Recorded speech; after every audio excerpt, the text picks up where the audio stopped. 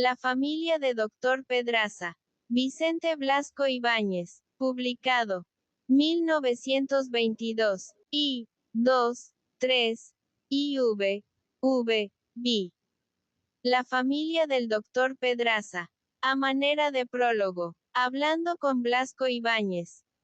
La mejor obra de Blasco Ibáñez, aun siendo por tantos conceptos. Admirable cuanto ha salido de la pluma, del insigne valenciano, será su autobiografía, cuando el maestro se decida a plasmar impresiones, anécdotas y aventuras de su vida interesantísima. Es que mi vida no ha terminado aún. Me decía un día. ¿Quién sabe si ahora comienza? No, maestro. Usted ha llegado, pero de la manera completa que todos los verdaderos artistas deben alcanzar, saboreando las caricias de la gloria universal, y al propio tiempo gustando de las comodidades y magnificencias que proporciona el dinero. Y aunque en su vida futura puedan existir hechos y apoteosis superiores a los de hoy. Si es que esto es posible. ¿Acaso no podría usted volcar en un tomo las impresiones y acciones de su vida hasta ahora? ¿Por qué, entonces, no comenzar ya la hermosa tarea, que será, no lo dude usted, superior a la barraca, con ser esta novela una obra cumbre? Si llevo vida de millonario. Decíame en la intimidad otro día. No, soy digno de envidia. Trabajo 12 o 14 horas diarias para atender a los compromisos adquiridos con revistas y editores de Europa y América. Además, la gente ve el resultado final de una vida de continua producción, pero ignora lo que he tenido que sufrir y trabajar para obtener eso. Baste decir que jamás fui tertuliano de ningún café, ni perdí el tiempo figurando en grupitos literarios, infecundos y murmuradores. Tal vez el haberme dedicado a la política revolucionaria desde los 17 años me libró de esa vida de pereza y crítica negativa que ha atrofiado las facultades de tantos jóvenes en nuestro país. Realmente no parece usted un español. Tiene usted alma de norteamericano. Eso me han dicho muchas veces, hasta cuando me vieron de cerca en Estados Unidos. Muchos yanquis esperaban asombrarme con la prodigiosa actividad de su país, y finalmente los periódicos de allá acabaron por reconocer que en punto a voluntad enérgica y a potencia productora yo podía figurar entre los más fuertes de sus compatriotas. El gran novelista español tiene en su vida un éxito material que pocas veces se ha visto. Un día, estando en su regia posesión de la Costa Azul. Y perdone, el maestro tampoco republicano adjetivo. Le visitó el presidente de una de las más grandes casas cinematográficas de Nueva York. Venía a comprarle sus derechos de autor de Los Cuatro Jinetes del Apocalipsis para hacer con esta novela, famosísima en el mundo entero y de la cual se han vendido en Estados Unidos cerca de 2 millones de ejemplares. Un film de gran espectáculo.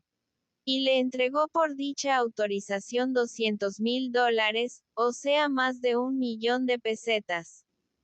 Eso es recibir una visita grata. Pero hay que recordar que la citada novela la vendió en 1916 en $300 a la traductora inglesa, y que ésta se ha enriquecido con ella, así como los editores, sin que Blasco Ibáñez recibiese un céntimo más. Justo es que la providencia, en forma de empresa cinematográfica, le haya proporcionado esa magnífica compensación. Usted sigue siendo republicano. Lo seré mientras viva. Yo no soy un político. No lo he sido nunca. Soy un romántico de la República. A veces pienso como digno final de mi existencia morir lo mismo que aquel viejo desconocido que muere en Los Miserables sobre una barricada, sin que nadie sepa su nombre, sirviendo de bandera a la juventud revolucionaria. No quiero volver a la actividad política para ser un político. Un diputado.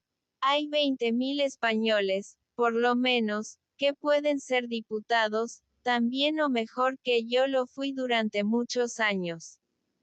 Españoles que puedan escribir novelas y las hagan leer a los públicos de toda la tierra, son indudablemente algunos menos. Yo creo servir a mi país haciendo lo que hago ahora. Novelas. Y si algún día renacen en España los movimientos para implantar la República, entonces yo, aunque tenga 80 años. El brillo de los ojos del famoso novelista parece terminar esta profesión de fe, verdaderamente de romántico, eternamente joven. Luego queda pensativo y añade: dicen que disminuye el número de los republicanos en España. Esto no significa nada. En 24 horas una nación entera puede pasar de monárquica a republicana. Además, no me impresiona que aumenten las deserciones y se abran claros en las filas. Yo repito el verso del inmenso Hugo en una situación semejante, cuando Napoleón III parecía victorioso para siempre, y cada vez eran menos los republicanos en Francia. Si solo queda uno, ese seré yo. La literatura de nuestro país hoy. Hay muchos novelistas jóvenes a los que leo con verdadero deleite. Todo el que trabaja y expresa sinceramente su manera de ver la vida, tiene en mí un admirador. Lo único que les falta a algunos de ellos es asomarse al mundo, vivir en otros ambientes, respirar otros aires, renovarse. La charla de Blasco Ibáñez está a su altura como escritor. Me gusta, casi tanto cuando habla como cuando escribe. A veces es mordaz, irónico, y en 2 palabras tajantes va al resumen de la cuestión. ¿No ha hablado usted nunca con el rey? El novelista me mira. Quiere sondar con su mirada de estilete la intención de mi pregunta. Ha debido ver en mis ojos lealtad, cuando tranquilamente, pausadamente, me responde: no. No he hablado nunca con el rey.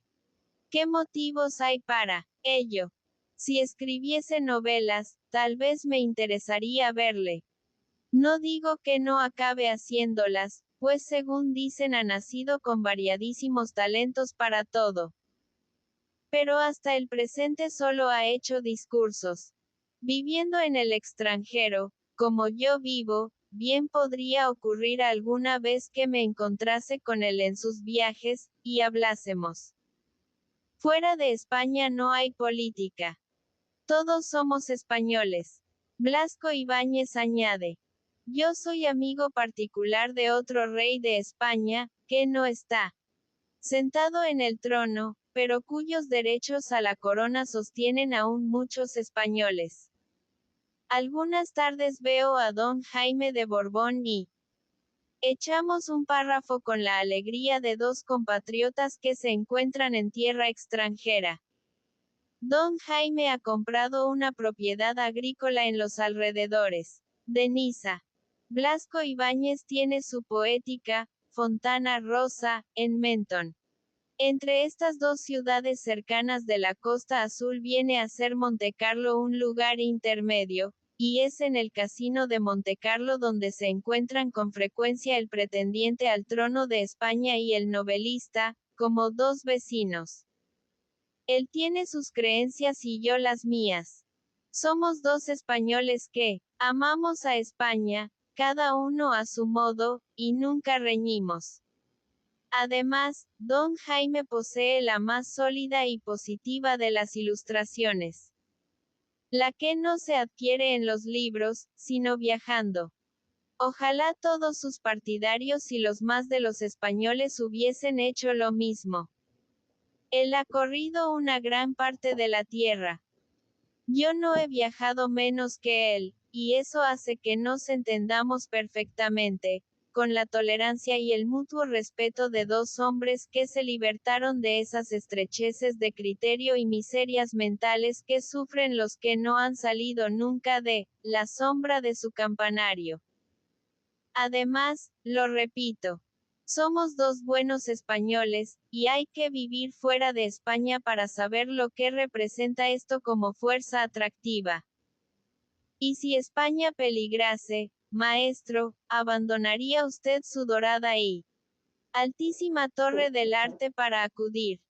Los ojos del maestro llamean de patriótica exaltación. Claro que sí. ¿Acaso hay quien crea que porque no resido habitualmente en España no la quiero y venero tanto como el que más? ¿No presto yo mejor servicio a mi patria estando fuera de ella que si viviese aquí como uno de tantos españoles? Asterisco. En la terraza del Casino de Madrid, a los postres, hablamos de España, de Europa, del mundo. Sí, indudablemente España progresa, dice el eminente novelista. Pero el progreso que se ve es material. Un progreso de ladrillos puestos unos sobre otros y de nuevas calles en las ciudades. Pero, progreso moral, espiritual, intelectual. Lo dudo un poco. La vida sigue siendo aquí dura, agresiva y áspera. Aún no hemos aprendido la dulzura de vivir. Yo ya no podría residir aquí continuamente, como en otro tiempo. Al que viene de fuera, le parece que todo en este ambiente le molesta y le pincha. Para las mujeres no hay respeto, sino procacidad, grosería. Los hombres, ante una mujer hermosa parecen lobos hambrientos. Es triste, pero es cierto. Sí. Interrumpo. Aun los que todavía no hemos vivido, ni viajado, ni aprendido, ni visto lo que usted, comprendemos con dolor y con tristeza que España, en estos aspectos de que hablamos, es una aldea, una pobre aldea sin botica, pero con cura. Una aldea en la que, naturalmente, todo llama la atención. La mujer hermosa, los brillantes, las pieles, las pantorrillas, los hombres altos, los hombres flacos, los hombres gordos. Hasta las mujeres feas despiertan estupor. Y luego, todo se toma por la tremenda, por lo trágico, en cobardes huidas del ingenio. Tiene usted las corridas de toros. No me hable usted de las corridas de toros. Interrumpe ahora el maestro. ¿Para qué hablar de tan cobarde espectáculo? El caballo, amigo fiel del hombre, que le ayuda en todo, encuentra como premio a su vida abnegada la plaza de toros, donde se le somete a los más infames martirios. No hablemos de las corridas de toros. Pasamos a conversar de otra cosa que interesa particularmente al novelista. El viaje que va a hacer alrededor del mundo. En noviembre del año próximo 1923, Blasco Ibáñez irá a Nueva York para embarcarse en un gran yacht que dará la vuelta a la Tierra. Es un viaje organizado para millonarios norteamericanos, a juzgar por lo que cuesta. Un centenar de pasajeros hará esto, circunnavegación en un transatlántico de 20.000 toneladas, convertido en yacht. Después de visitar muchas islas de Oceanía, el Japón, Corea, China, Java, la India, Ceilán, Egipto, etc., el novelista bajará a tierra en Montecarlo, único puerto de Europa en que tocará el yacht, y se irá tranquilamente a su villa, Fontana Rosa, en el tranvía de Menton, 20 minutos, o en uno de sus dos automóviles, mientras el buque continúa navegando hacia Nueva York con los demás pasajeros. Esto se llama vivir en nuestro planeta como si fuese casa propia. Asterisco. Referir cuanto hemos oído al maestro durante su última estancia en España, sería labor prolija. Vicente Blasco Ibáñez es el más alto y más sólido prestigio literario de la España de nuestros días, y uno de los primeros novelistas del mundo, como lo han declarado famosos críticos de Europa y América. La novela de hoy experimenta verdadera satisfacción al decir a sus lectores: el maestro, el glorioso autor de La Barraca, de Entre Naranjos, de Mare Nostrum, de Los Cuatro Jinetes del Apocalipsis, de tantas obras famosas, leídas y saboreadas por millones y millones de almas, traducidas a todos los idiomas, el maestro Blasco Ibáñez, el insigne valenciano, el célebre español aclamado por los más diversos públicos, colaborará asiduamente en nuestras páginas. Salud, maestro. Hasta su próxima novela, y hasta la visita que le prometí en la Costa Azul, le abraza su devoto. La familia del doctor Pedraza. Y yo también, dijo Serrano. Conocí, como algunos de ustedes, al doctor Rómulo Pedraza. No siempre he vivido en París, pasando mis noches en los restaurants de Montmartre. Para reunir la modesta fortuna que me permite llevar mi existencia presente, anduve muchos años por América ejerciendo diversos oficios y conociendo los más rudos altibajos de la suerte. Estando en Argentina hablé por primera vez con el doctor Pedraza. Yo no vivía en Buenos Aires. Me había metido en empresas de colonización y roturaba muy lejos de dicha ciudad unas tierras que estaban esperando desde el principio del planeta al hombre que se preocuparse de hacerlas productivas. La necesidad de adquirir dinero me obligaba a visitar con frecuencia la capital de la República. Pero como los bancos se negaron finalmente a hacerme más préstamos dudando del éxito de mi colonización, tuve que buscar, para seguir adelante en mi negocio, el auxilio del Banco Hipotecario Nacional.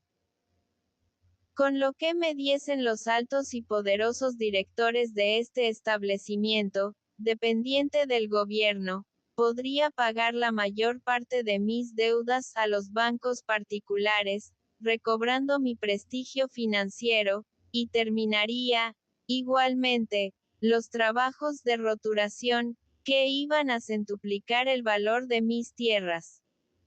Me quedé en Buenos Aires por mucho tiempo, dispuesto a no volver a mi propiedad hasta ver aceptadas mis pretensiones por él.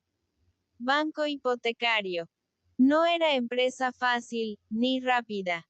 Como muchos de ustedes no han estado allá, ignoran cómo se hacen los negocios en la mayor parte de los países americanos de habla española. Todo lo que tiene una relación, más o menos lejana, con el gobierno debe desarrollarse pausadamente y tras largas esperas.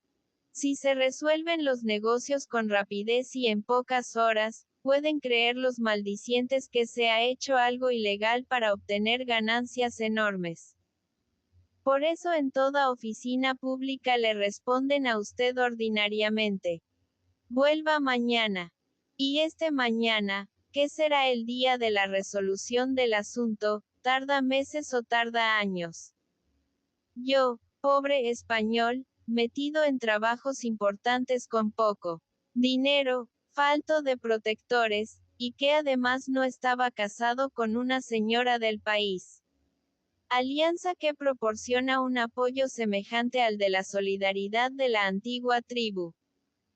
Tuve que oír muchas veces: vuelva usted mañana, y esperar semanas y semanas en las oficinas del banco hipotecario a que llegase mi mañana, o sea la concesión del préstamo.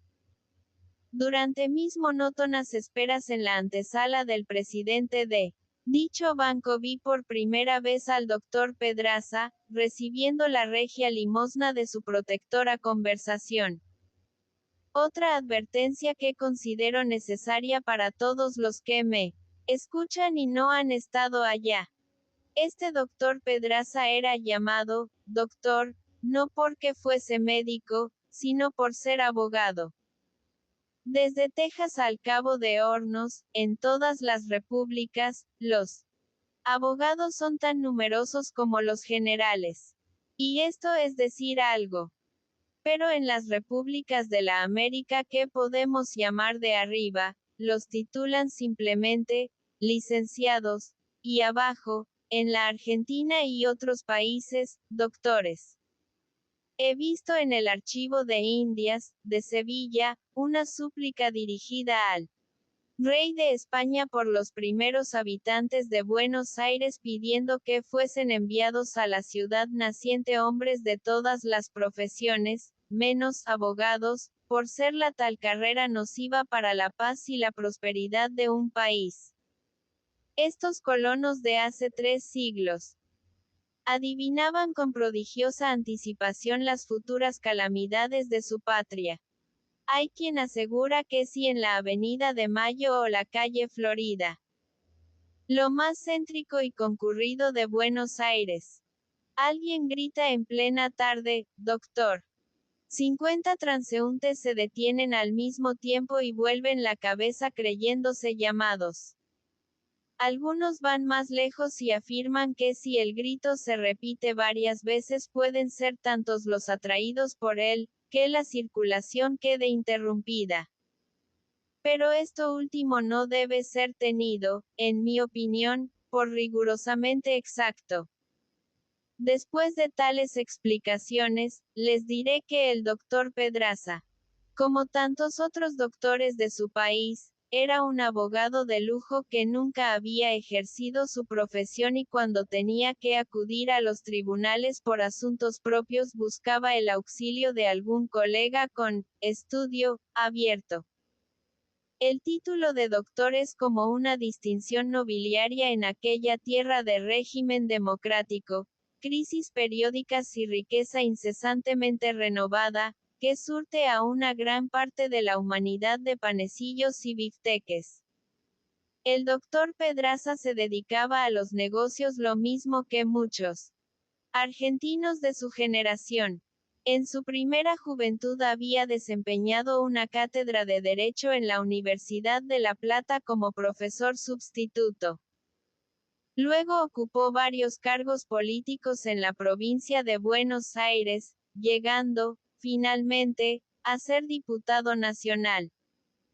Pero su palabra reposada y majestuosa, que se detenía, abriendo largas pausas, para cazar las expresiones más retorcidas y sonoras, no aspiraba a los triunfos parlamentarios. Su posición social y las necesidades suntuosas de su familia exigían mucho dinero, y solo le era posible obtenerlo honradamente dedicándose en absoluto a los negocios. Compraba campos, las más de las veces sin conocerlos, y los vendía, valiéndose para tan enormes transacciones de las cantidades que le prestaban los bancos. Al mismo tiempo dirigía desde Buenos Aires una rica estancia heredada de sus padres y otra no menos importante que su esposa había aportado como dote.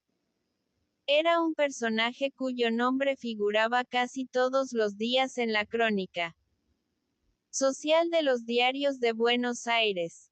Un exponente representativo de la alta vida del país, como decía él con su lenguaje rebuscado. Alto de talla, fuerte y de inconmovible salud tenía la gallarda soltura de miembros de todos los hombres de allá, criados en las estancias, que aprenden a montar a caballo antes de saber andar. Al mismo tiempo que ágil, era recio de cuerpo y carnudo. No pueden ser de otro modo en una tierra donde los destetan de niños con carne asada. Este buen mozo, de porte señoril, rostro aguileño y largos bigotes. Cuidaba de su indumento como en los años que aún era muchacho y sentía sus primeros impulsos amorosos hacia la que después fue su esposa. Siempre vi sus pies, pequeños y arqueados como los de una mujer, en un encierro de brillante charol. Nunca le encontré, a partir de las primeras horas de la tarde, que no vistiese chaqué y llevase sobre la corbata una perla que parecía caída del turbante de un rajá. Jamás, al extenderse la noche sobre Buenos Aires, dejé de encontrar al doctor Pedraza puesto de smoking, si iba a comer con los amigos en el Jockey Club, o de frac, para acompañar a su familia al Teatro Colón. Su esposa y sus 6 hijas no le hubiesen permitido la menor falta a las reglas que debe observar todo gentleman en uno u otro hemisferio de la tierra. Y el elegante doctor, hombre enérgico a sus horas y temible en el manejo de las armas, era incapaz de oponer resistencia a los caprichos y órdenes de las mujeres de su familia.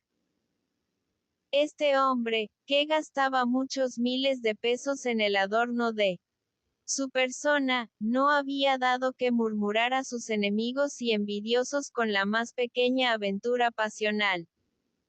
Se acicalaba para la gente de su casa, para gustar a su mujer, para que le admirasen sus niñas con esa satisfacción orgullosa que siente toda joven cuando contempla las elegancias y seducciones del género masculino a través de su padre.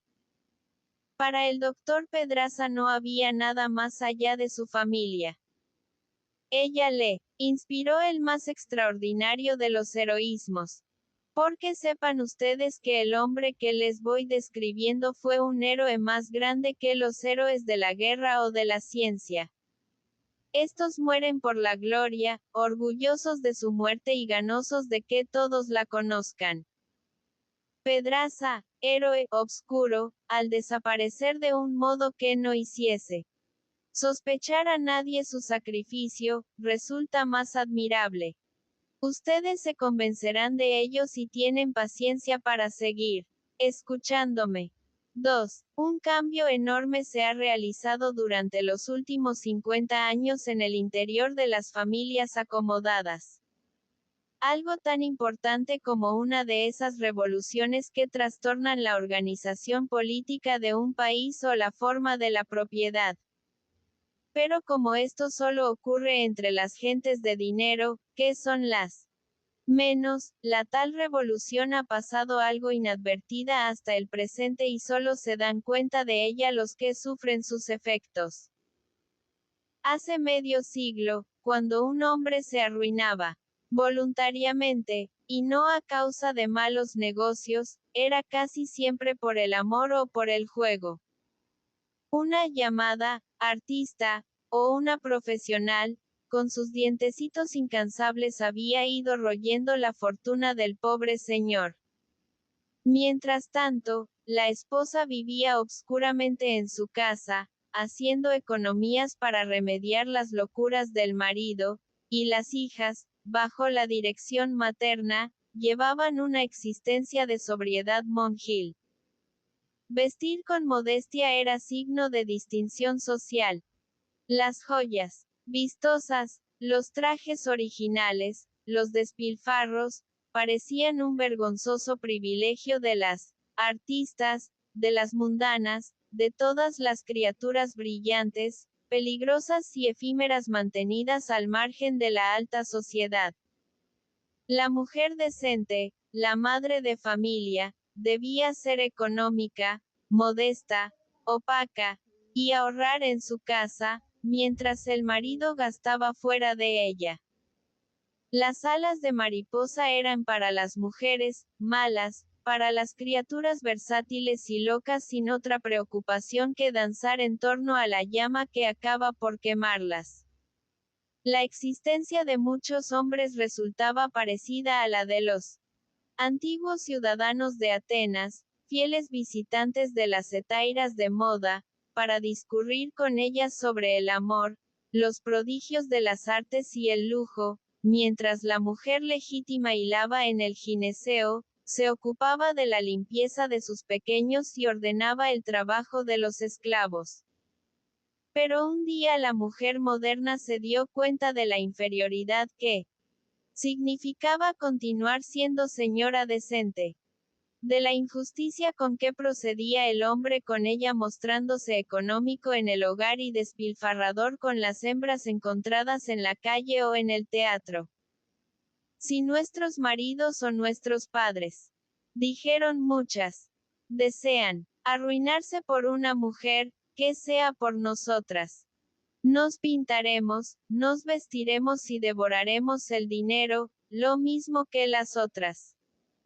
Eso se aprende con facilidad. Sabremos hacerles conocer, igual que ellas, los refinamientos de un lujo disparatado y el orgullo de pagar lo mucho que cuesta. Si han de tirar una fortuna por vanidad, a lo menos que su locura sea aprovechada por las de la casa. Acicalémonos como las profesionales y tengamos sus mismas exigencias. Total. Que hoy todas las mujeres se adornan del mismo modo, se permiten iguales audacias en público, y uno no puede distinguir, como antes, la señora de la que no lo es. El único indicio para no equivocarse es tener por señora a la que menos parece serlo. Las mujeres decentes muestran en la actualidad el atrevimiento del neófito que acaba de entrar en una religión nueva, la audacia del esclavo recién libertado. Algunos dicen que esta gran revolución en la vida doméstica ha venido a Europa desde América en los últimos 50 años. Como los palaces, como la afición exagerada al baile, como los jazz band y tantas cosas contemporáneas. Otros afirman que no ha sido precisa la influencia americana para esto, pues en todo tiempo han existido en Europa esposas que arruinaron a sus maridos. Pero aunque así fuese, representó en su época una excepción, y de ningún modo algo general y corriente como en nuestros tiempos. El hecho es que ahora, cuando se pregunta, ¿cómo se arruinó fulano de tal?, se escucha con frecuencia la misma respuesta. Al pobrecito lo arruinaron su mujer y sus hijas. Comillas. Esto tiene una explicación lógica. En los tiempos presentes, amigos míos, la mujer resulta más cara que nunca. Es empresa difícil sostener el lujo de una señora decente. Ríanse ustedes de las magnificencias de ciertas mujeres célebres que figuran en la historia. El lujo de antes era deslumbrador, pero consistía principalmente en alhajas. Es decir, en algo duradero y que representaba un capital, guardado en reserva. Un hombre, al hacer entonces regalos ostentosos a su mujer, iba depositando en realidad dinero para el porvenir en la caja fuerte de su casa. Lo terrible es el lujo de ahora.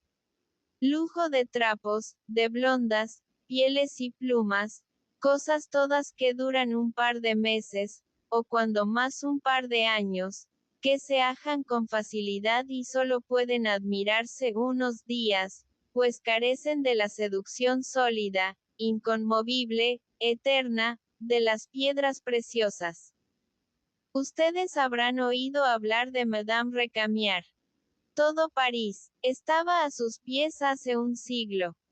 Era la mujer más elegante de su época. Los guerreros napoleónicos, los santos padres del naciente romanticismo, los hombres de moda, necesitaban ir todas las tardes a su tertulia, que era como una consagración. La divina Julieta estrenaba diariamente un vestido. Lo llevaba unas horas nada más, y lo regalaba después a su doncella. 365 vestidos al año. Pero el valor de cada uno de ellos equivalía, según testimonio de los indiscretos de aquella época, a unos 3 francos 50 céntimos. Eran túnicas blancas de lino o de batista, sobre las cuales colocaba la divina Recamier una faja de seda celeste, y su belleza rubia no necesitaba más para tenderse en un diván, rematado por cuellos de cisne, escuchar los lamentos oceánicos de un arpa o los versos recitados por su amigo Chateaubriand. Ahora, una mujer tenida por elegante se considera deshonrada si lleva vestidos de menos de 1.000 francos. Lo corriente es que valgan 2.000. Y lo mismo ocurre con el sombrero, las botas, etc. Además, la pobre recamiar haría reír a nuestras amigas si intentase deslumbrarlas cambiando cada día de vestido. Un vestido por día. ¡Qué suciedad! ¡Qué atraso!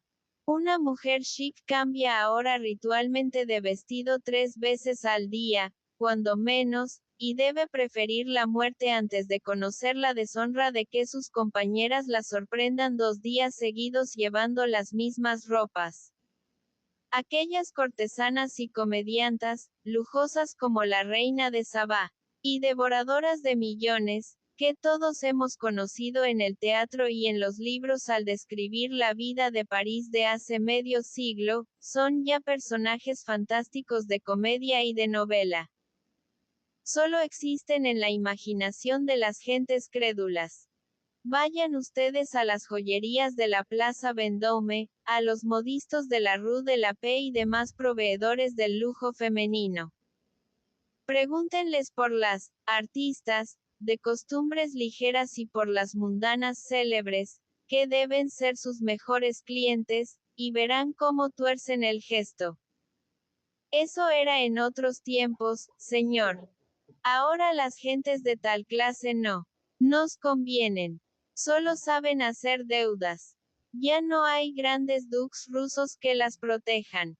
Únicamente quedan agentes bolcheviques, que vienen de allá llevando varios millones para la propaganda roja y los gastan con bailarinas viejas que admiraron en su juventud de bohemios hambrientos. Pero son tan pocos, que esto no significa nada. Háblenos usted de señoras decentes. De mamás y de niñas. Esa es la verdadera clientela de nuestra época. Los millonarios de América y de Europa ya no gastan el dinero más que en las mujeres de su casa. El despilfarro y la locura marchan ahora del brazo con la moral. Y los tales comerciantes, si fuesen capaces de hablar con esta franqueza, dirían la verdad.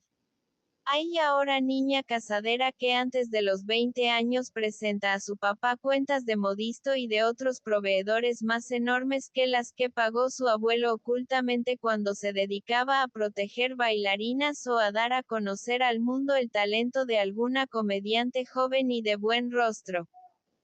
La familia del doctor Pedraza era de esta clase.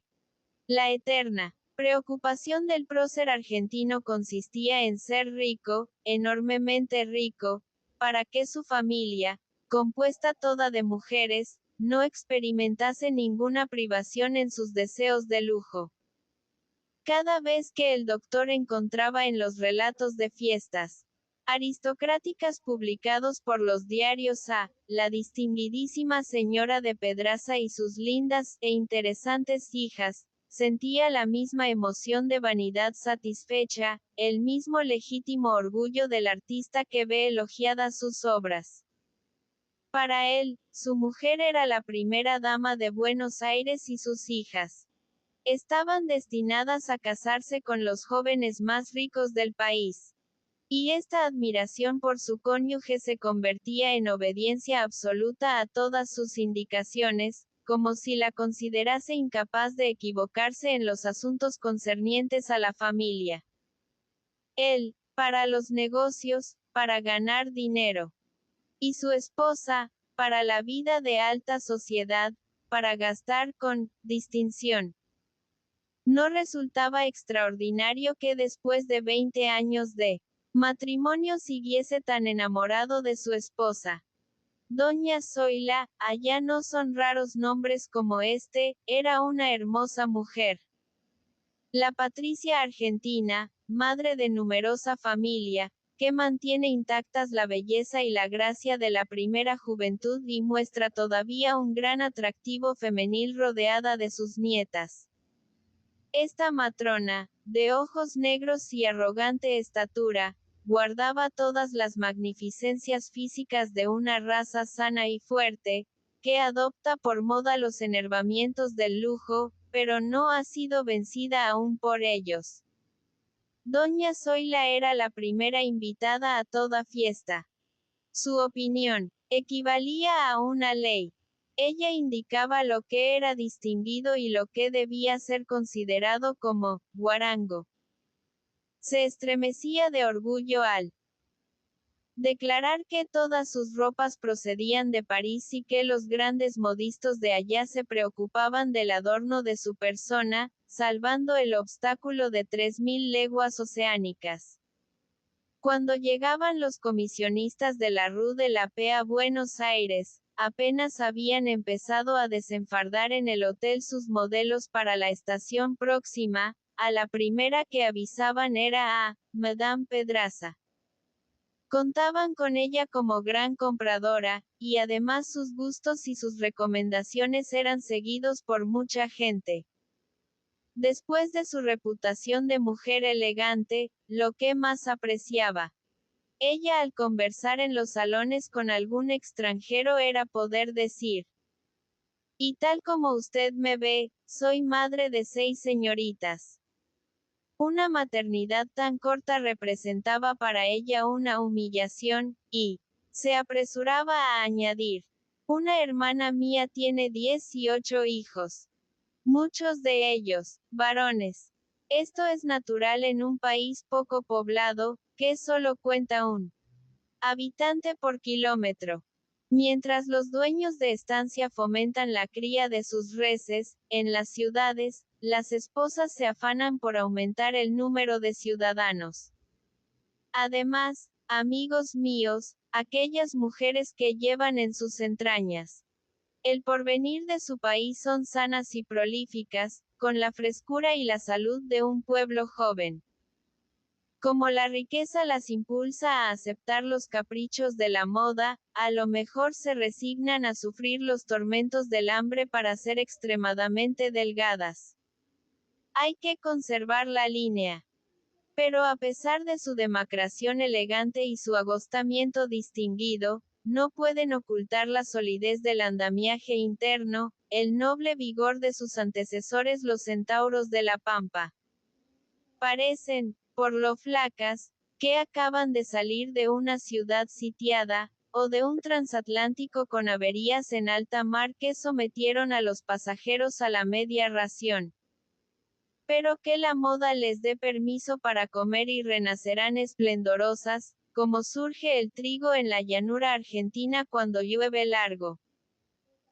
Decía, señores, que el doctor Pedraza amaba y admiraba al mismo tiempo a su esposa.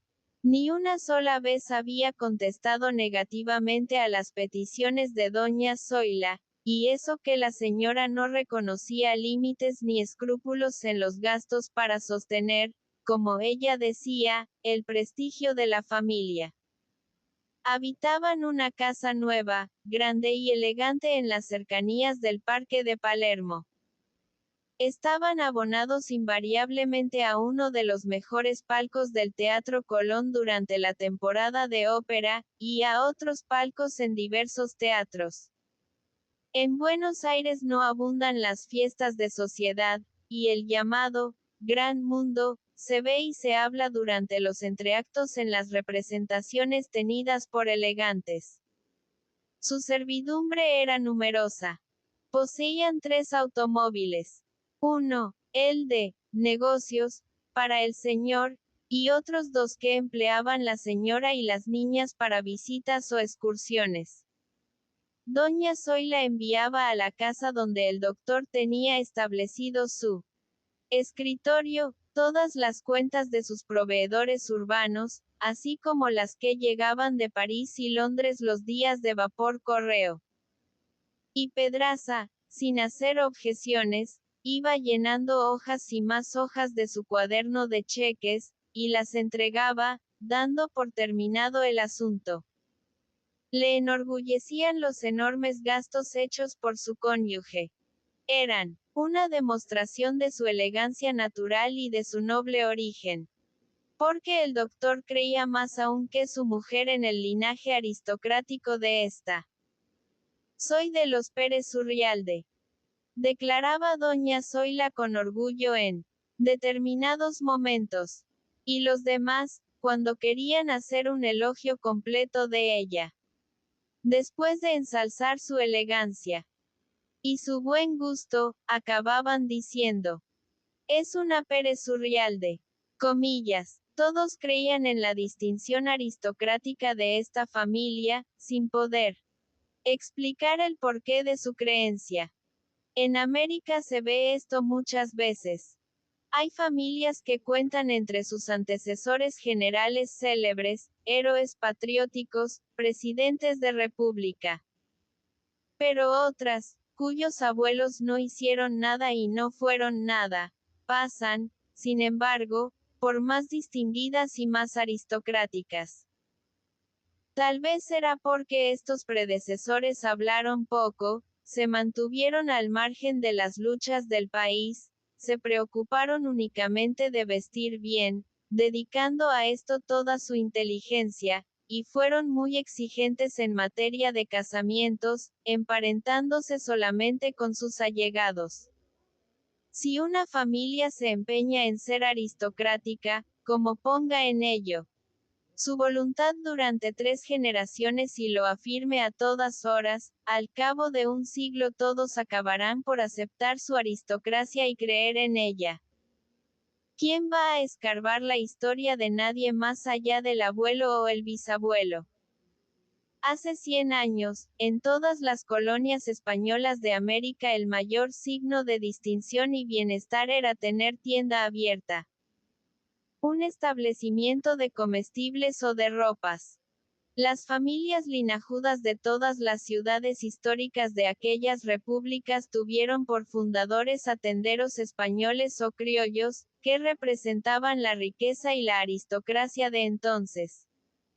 La agricultura y la ganadería no valían nada en aquellos tiempos. Solo eran ricos los que vivían detrás de un mostrador. Pero doña Zoila no quería saber esto. Soy una Pérez Urrialde. Y su marido, simple Pedraza que había alcanzado de niño a conocer a su abuelo, un emigrante venido de Castilla, participaba también de esta admiración por el noble linaje de su esposa, por la historia de aquella familia, que databa casi de siglo y medio, lo que equivale en América a perderse en la noche de los tiempos. Además, esta esposa, todavía bella, de elegancia generalmente reconocida y que le había dado 6 veces la reproducción de su propia persona, merecía gratitud por sus sólidas virtudes conyugales. Con doña Zoila, no había miedo a novelas, como decía el doctor, y un marido podía vivir en perpetua tranquilidad. Su avidez de audacias elegantes no iba más allá de las invenciones del modisto, de la sombrerera y demás artistas encargados del embellecimiento de la mujer. Para ella no existía otro amor que el conyugal. Los demás caprichos e invenciones eran buenos para las locas de París, y no para ella, una señora, casada y madre. Gustaba de que los hombres elogiasen en los salones la elegancia de sus vestidos y su sabiduría para apreciar lo que es chic y lo que no lo es, pero nada de alabanzas a su persona, nada de muestras de asombro o admiración por su belleza, que se mantenía fresca y viva, desafiando al tiempo. Pero usted, le dijo un europeo, gasta una fortuna en vestidos todos los años, y debe complacerle que los hombres admiren su lujo y se lo digan. La señora de Pedraza acogió con un gesto desdeñoso tales palabras. Eso sería verdad allá en Europa, donde las mujeres solo piensan en los hombres. Entonces, siguió preguntando el curioso. ¿Para qué viste usted con tanta elegancia y se preocupa del adorno de su persona? Doña Zoila, antes de contestar, le miró con cierta conmiseración, como apiadada de su ignorancia. Para dar envidia a mis amigas y que rabien un poco. 3. Llevaba yo 3 semanas de presentarme todas las tardes en la antesala del presidente del banco hipotecario, para saber si mi petición de empréstito iba a ser bien acogida por los señores de la Junta, cuando hablé por primera vez con el doctor Pedraza. Algunos de ustedes tal vez no saben lo que son las cédulas del Banco Hipotecario Argentino. En las bolsas de Europa las consideran como un papel de esos que llaman, de todo reposo. Un valor para que el padre de familia invierta en él sin miedo sus ahorros y la viuda pobre su escasa herencia. Estas cédulas hipotecarias gozan de más crédito entre la gente tímida que los empréstitos que emiten los gobiernos o las obligaciones de las empresas industriales, que siempre tienen algo de aventurado. Cada título representa un pedazo de tierra hipotecada, algo sólido, tangible, que no puede desaparecer ni volatilizarse en una guerra o una catástrofe. Y como los directores del banco hipotecario desean mantener incólume el prestigio reposado y seguro de su institución, de aquí que procediesen en mis tiempos con tanta lentitud y minuciosidad en sus operaciones, como si aún vivieran en la época colonial. Yo aspiraba a que me diesen dinero con la garantía de mis tierras. Pero ellos, antes de emitir sobre mi propiedad varios centenares de cédulas nuevas y venderlas en Europa a gentes timoratas que solo tienen de América vagas ideas, necesitaban minuciosos informes y repetidas exploraciones de sus ingenieros para que en lo futuro no fuese posible una depreciación de la hipoteca. El ujier del presidente se inclinó al entrar en la antesala un hombre, vestido con elegancia y de aspecto aseñorado. Le abrió la puerta del despacho presidencial y luego creyó necesario darme una explicación para que no me doliese la injusticia de que alguien entrase antes que yo, no obstante mi larga espera. Es el doctor Pedraza, un señor muy rico que ha sido diputado nacional. Volví a verle otras tardes en el banco hipotecario, pero esperando lo mismo que yo, pues he observado muchas veces que la frecuentación de las oficinas no da mayor confianza al solicitante, sino, por el contrario, le quita poco a poco el prestigio y la entrada franca que tuvo en sus primeras visitas. El doctor Pedraza acabó por sentarse en la antesala cerca de mí. Unas veces había salido el presidente. Otras, no deseaba hablar con él, sino con los ingenieros y los peritos del banco, cuyo informe era siempre laborioso, circunspecto y lento. Un amigo cualquiera nos puso en relación, y como la soledad de la pieza predisponía a las confidencias, hablamos mucho durante las horas pesadas y al mismo tiempo optimistas que siguen al almuerzo, y son en Buenos Aires las de visita a las oficinas. El doctor Pedraza solicitaba lo mismo que yo, aunque entre sus pretensiones y las mías existiese una diferencia igual a la que separaba mi humilde persona de colonizador extranjero de su opulencia de gran propietario. Quería hipotecar la estancia heredada de sus padres, operación importante para el banco por tratarse de un préstamo de muchos centenares de miles de pesos. Esto no me produjo asombro, ni quebrantó el respeto que me infundía el doctor como hombre rico. En aquel país se puede ser un gran millonario y deber al mismo tiempo sumas enormes. Hasta parece que la riqueza traiga aparejado lo de tener deudas. Se emprenden sin miedo nuevos negocios. Se compra sin tener con qué pagar, dando por seguro que se venderá lo comprado antes de unos meses y con fabulosa ganancia. Nadie vacila en tomar cantidades a préstamo. Así es como se ha engrandecido aquel país. Para mí era indudable que este opulento personaje necesitaba el dinero de la hipoteca para emprender algún negocio considerable y secreto. Seducido por el silencio con que le escuchaba, iba enumerando Pedraza las magnificencias de la estancia que pretendía hipotecar. Además, todo argentino nace propagandista de su patria, y se enardece hasta ser elocuente cuando relata las grandezas de la tierra natal. El doctor, exagerando un poco, me describía los pastos de sus praderas, pasándose una mano por el pecho para hacerme ver hasta dónde llegaba su altura. Yo, escuchándole, contemplaba imaginativamente el galope circular de las tropas de yeguas por el vasto campo cerrado con alambradas. El lento rumiar de los bueyes, mejorados por una continua selección, casi sin cuernos, con el lomo plano lo mismo que una mesa, y carnosos, como si en su interior hubiera quedado suprimido el andamiaje del esqueleto. Ha habido año que he vendido 10.000 novillos. Sabe, compañero. Otras tardes sentía la nostálgica necesidad de hacerme ver el Buenos Aires de su infancia. Casas bajas de sobria arquitectura colonial. Aceras de ladrillo que parecían escaleras por sus numerosos altibajos. Calles profundas como barrancos, polvorientas unas veces y otras tan llenas de agua estancada que había que vadearlas lo mismo que riachuelos. Muy pocos transitaban a pie por la ciudad. Yo iba a caballo a la escuela, y los otros muchachos, bien, llegaban del mismo modo. Mientras duraba la lección había fuera de la casa unas cuantas docenas de caballitos, petizos, que entretenían su impaciencia escarbando el suelo con las patas.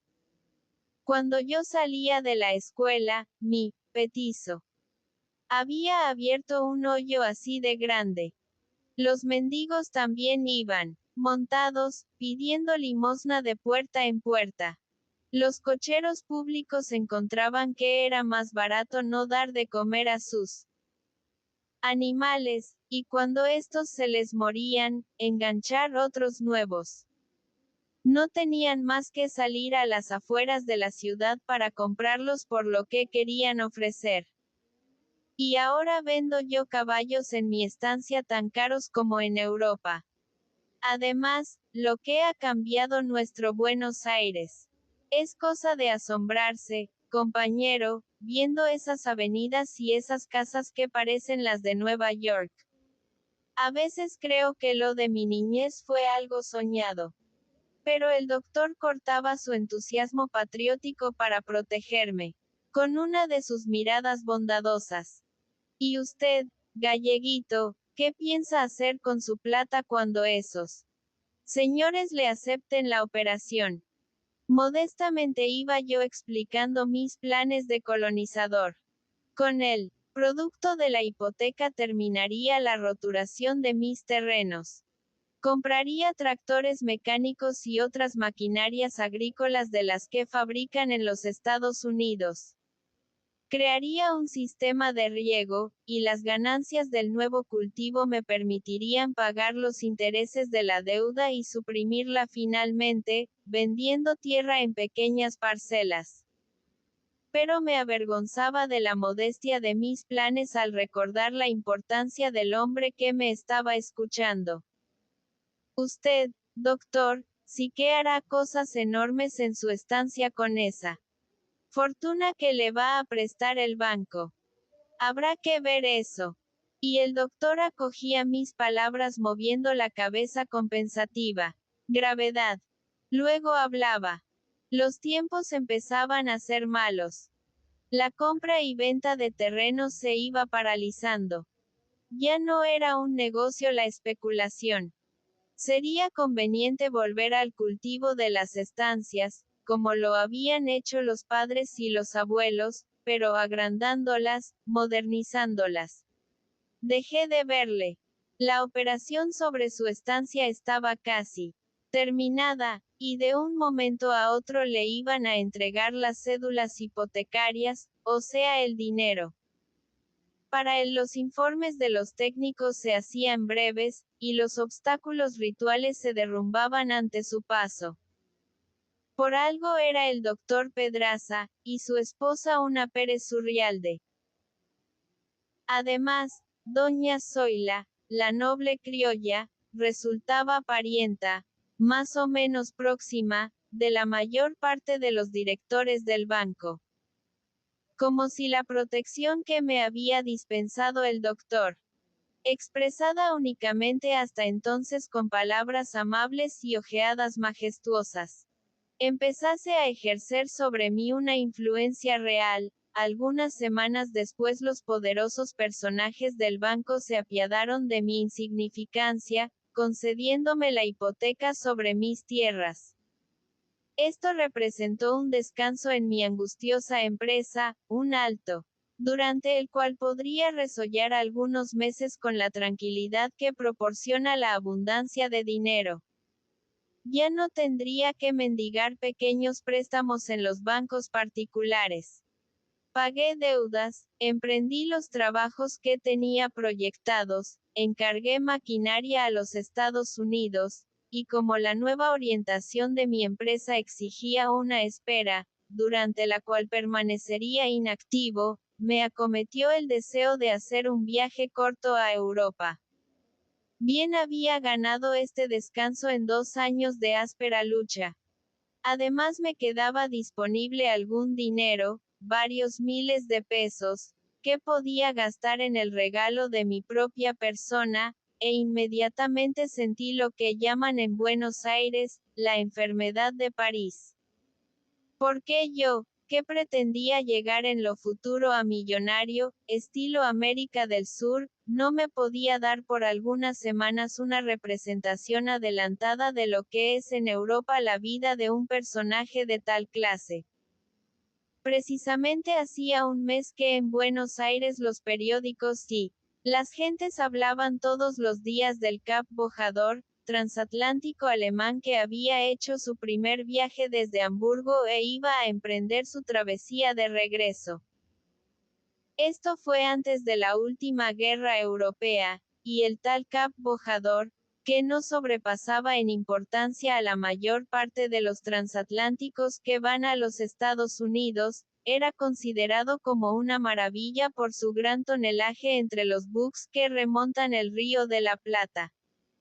Las gentes hablaban de sus salones lujosos, de su piscina de natación, de las previsoras innovaciones establecidas en sus camarotes para atender a las más pequeñas necesidades higiénicas, del invernáculo que esparcía su jardín de flores tropicales sobre la última cubierta. Una muchedumbre interminable bajaba como en procesión al muelle para visitar esta maravilla flotante. Pobre Cap Bojador. La organización germánica lo había previsto. Todo en él. Hasta guardaba en lo más secreto de sus bodegas unos cuantos cañones desmontados para convertirse rápidamente en corsarios si estallaba una guerra. Y cuando la noticia de la guerra le sorprendió, años después, estando anclado en Buenos Aires, montó su artillería y salió al mar, para ser cañoneado y echado a Pike por los cruceros ingleses cerca de las costas de África. Familias que semanas antes no pensaban ni remotamente en un viaje a Europa, sentían de pronto la necesidad de pasar el Atlántico. Fue de moda ser pasajero del Cap Bojador en su primera travesía. Representaba una gran distinción. Solo los millonarios podían permitirse, según el vulgo, este gusto inaudito. Preparaba yo modestamente mi viaje en otro buque cuando me avisaron que en el famoso transatlántico había un pequeño camarote libre. Alguien había desistido de su excursión a última hora. ¿Por qué no había de darme el gusto de figurar, aunque fuese en último término, entre los opulentos pasajeros del Cap Bojador? cuando precisamente iba yo a Europa para hacer el aprendizaje de cómo viaja y vive un futuro millonario. La salida del buque fue precedida de una confusión clamorosa y triunfal.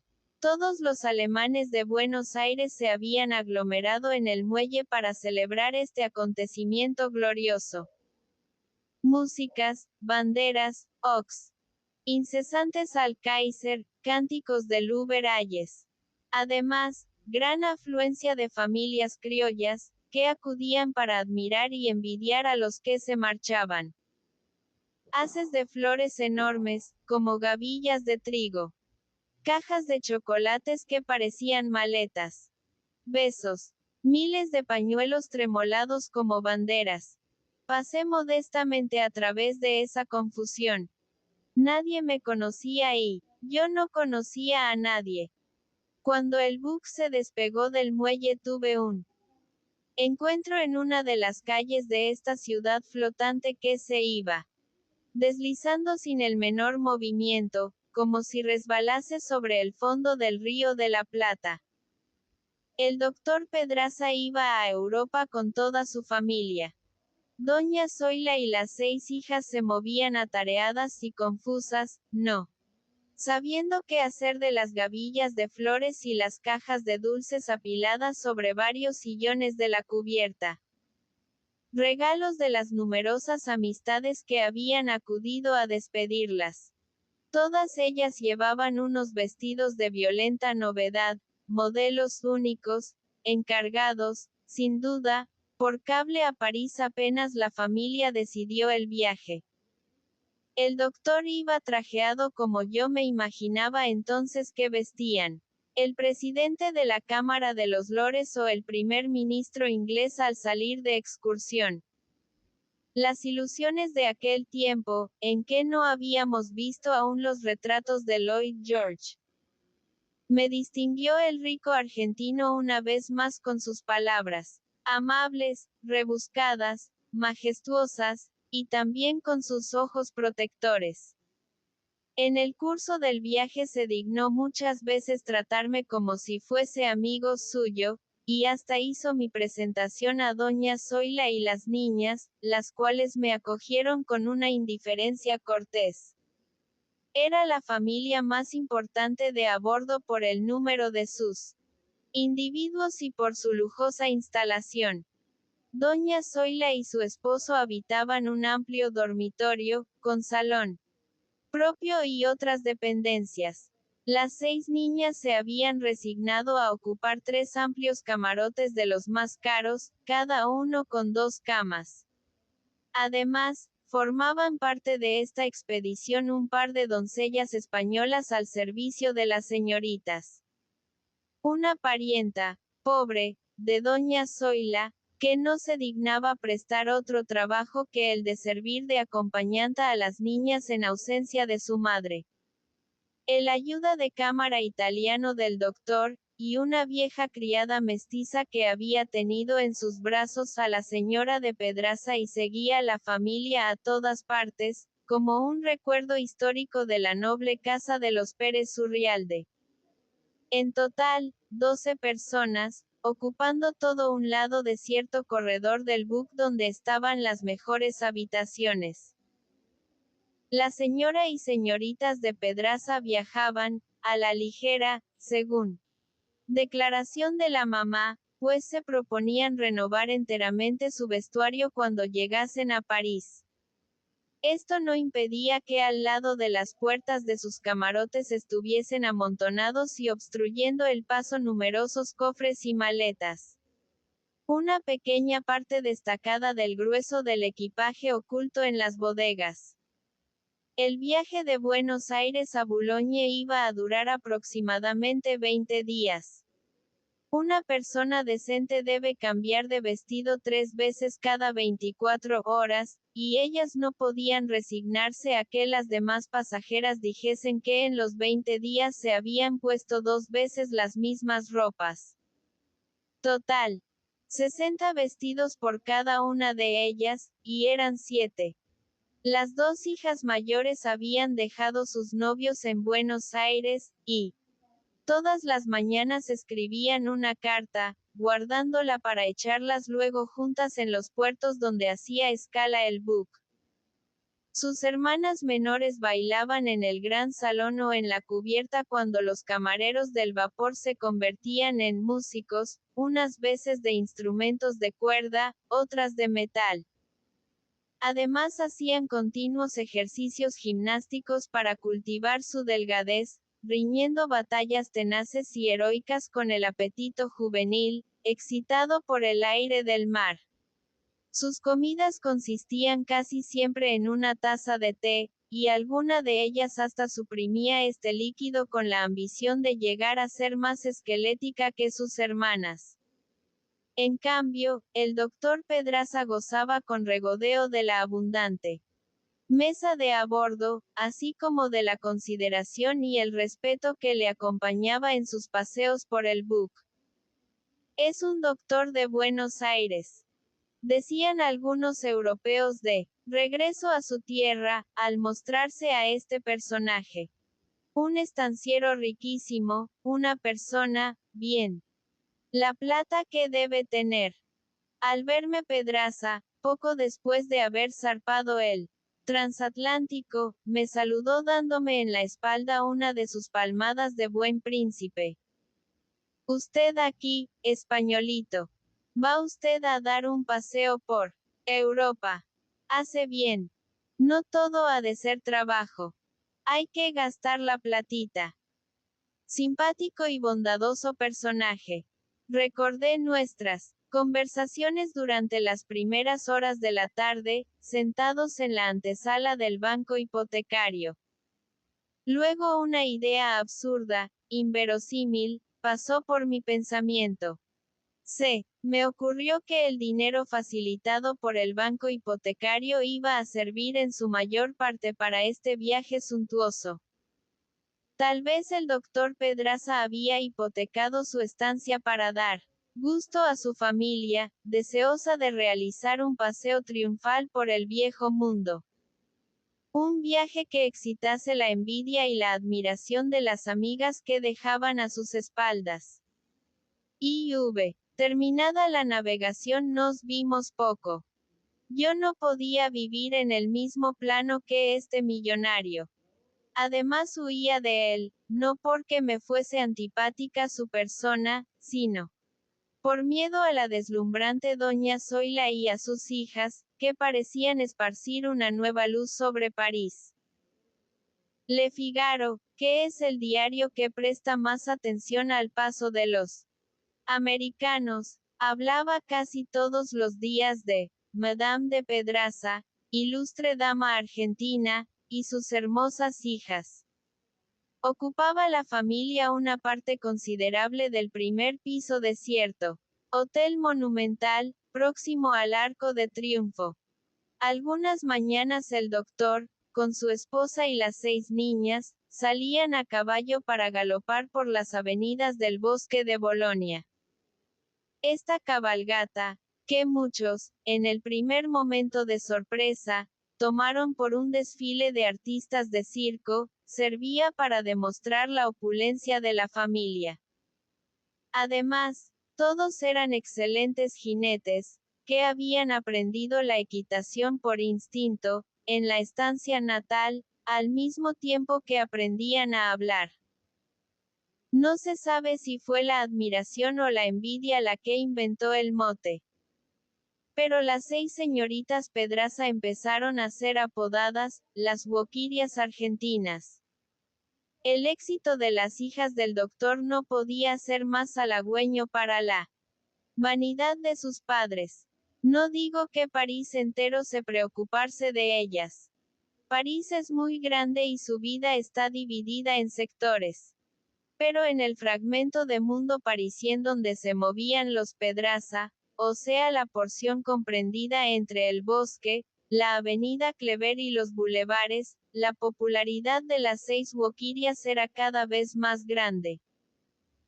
En los establecimientos de la calle de La Paz, de los Campos Elíseos y de la Plaza Vendôme sonaba con frecuencia el nombre de Madame de Pedraza y sus demoiselles, recomendando los jefes, con voz respetuosa, el rápido cumplimiento de los encargos de tan ricas clientes. Muchas veces, al contar yo que venía de la Argentina y tenía en ella mis negocios, escuché las mismas palabras. Ahora está en París un gran millonario de allá, el doctor Pedraza. Con su esposa, una señora muy distinguida, y sus niñas, que parecen un coro de ángeles. Lo que gasta esa familia. La fortuna enorme que debe tener el padre. Qué collar de perlas el de la mamá. Y yo asentía a estas expresiones de asombro y admiración. ¿Para qué hablar? En Europa tienen tal concepto de la riqueza, sólida, inconmovible, cristalizada, que no pueden imaginarse la riqueza movible, inquieta y en continuo volteo de los países americanos. Una riqueza que se aleja y vuelve, se desvanece y torna a reconstituirse, haciendo que un mismo hombre se vea 3 o 4 veces en su existencia millonario como un príncipe de cuento de hadas y mendigo visionario. Además, el lujo enorme de la familia Pedraza, que yo apreciaba desde lejos, acabó por desorientarme, haciéndome dudar de lo que había visto al otro lado del océano. En realidad, yo solo sabía del doctor que había hipotecado la mejor de sus fincas. Pero esto no significaba nada extraordinario ni fatal. En el Nuevo Mundo no basta preguntar cuánto posee una persona. Es preciso añadir, ¿cuánto debe? Comillas. Todos, por ricos que sean, tienen deudas enormes, contraídas para el agrandamiento de sus negocios. El crecimiento rápido de los pueblos jóvenes exige que los ricos vivan un poco a la aventura, como viven los jugadores, confiándose a su buena suerte y tomando sin vacilación todo el dinero que les ofrezcan, con la esperanza de poder devolverlo gracias a nuevos negocios. Tal vez el doctor era más rico que yo me lo imaginaba, y su préstamo debía ser considerado como una operación transitoria y sin importancia. Al año siguiente una portentosa cosecha de trigo, o una de aquellas ventas de hacienda, en las que entraban los novillos a miles, y que él me había descrito entusiásticamente en sus conversaciones, bastaría para pagar enteramente su deuda sin tener que imponerse sacrificio alguno. Antes de que yo regresase a la Argentina tuve noticias directas de los grandes éxitos obtenidos en París por doña Zoila y sus hijas. Las dos mayores se mostraban refractarias a todo coqueteo, e iban de fiesta en fiesta, estrenando cada vez un vestido riquísimo. Pero graves y austeras, orgullosas de su lujo y dignándose mirar únicamente a las de su sexo, lo mismo que su noble madre. Somos muy argentinas y solo podemos casarnos con uno de nuestra tierra. Las dos seguían escribiendo diariamente a sus novios, que estaban en Buenos Aires. Únicamente les interesaban en París los vestidos y los elogios de las mujeres. En cambio, las otras hermanas vivían asediadas por el amor y las peticiones matrimoniales. Hasta la más pequeña, que todavía iba de corto y con el cabello suelto, tenía varios suspirantes que la deseaban por esposa. La fama de estas millonarias recién llegadas se había esparcido por todos los círculos, más o menos aristocráticos, donde hay jóvenes que se tienden con desesperación en un diván después de haber perdido los últimos miles de francos en la sala destinada al juego. Además, en los años anteriores a la guerra la República Argentina acababa de ponerse de moda, y los conocimientos geográficos de los hombres deseosos de adquirir una fortuna casándose se ensancharon considerablemente. Todos habían acabado por descubrir una gran novedad. Que existen dos Américas, la del norte y la del sur. El matrimonio con americanas de los Estados Unidos era ya entonces una industria en decadencia. Los títulos nobiliarios se aprecian allá cada vez menos. Las mujeres de aquel país, dotadas de un carácter práctico y escarmentadas por la experiencia, se reservan el manejo de sus bienes, y el marido solo es un consocio bien alimentado, pero sin derecho a tocar la fortuna de su esposa. Una especie de rey consorte, sin voz ni voto en el gobierno de la casa. Era conveniente buscar acomodo en la otra América, donde también existen millonarias, menos numerosas, pero más inexpertas en esta clase de alianzas. El riquísimo doctor llegaba oportunamente con 4 hijas casaderas, y todos los que en París esperaban salvarse por medio del matrimonio olvidaron lo que sabían de inglés para perfeccionarse en el tango y chapurrear algunas palabras de español. 2 de las señoritas Pedraza empezaron a mostrarse distanciadas por una rivalidad aristocrática. Yo puedo ser duquesa si quiero, decía una de ellas. Y a ti solo te pretende un marqués. Pero el mío es más joven que el tuyo, contestaba la otra. Doña Zoila creyó oportuno cortar tales disputas con la autoridad de su noble pasado. Nada tenía que decir contra estos personajes que aspiraban a ser sus yernos. Pero no le hacían ningún favor extraordinario al pretender entrar en su familia. Ellos tenían un pasado histórico, pero los Pérez Surrialde no eran cualquier cosa allá en su tierra. Si llegaban a casarse con sus niñas no tendrían por qué ruborizarse, pues éstas eran iguales a ellos. Empezó a circular entre los sudamericanos de París la noticia de que un duque y un marqués querían ser yernos del doctor Pedraza. Les corría prisa esta unión y deseaban realizarla antes de que la familia volviese a Buenos Aires.